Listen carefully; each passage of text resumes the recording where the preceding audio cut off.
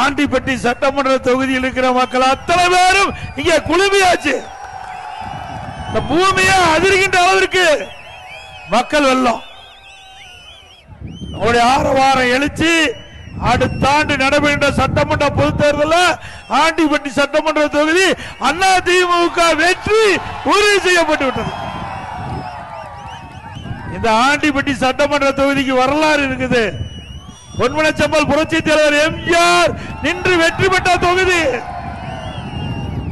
அவர் முதலமைச்சராக வருவதற்கு இந்த மக்கள் அவரை தேர்ந்தெடுக்கப்பட்ட தொகுதி.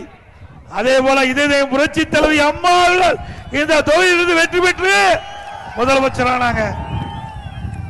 தமிழக வரலாற்றிலேயே 2 தெய்வங்கள், பொன்மனச்செம்மல் புரட்சி தலைவர் எம்ஜிஆர், இதே புரட்சி தலைவி அம்மா, அந்த 2 தலைவர்களும் இந்த ஆண்டிப்பட்டி சட்டமன்ற தொகுதியிலே போட்டியிட்டு வெற்றி பெற செய்து தமிழகத்தினுடைய முதலமைச்சராக அரியணை ஏற்றிய தொகுதி இந்த தொகுதி.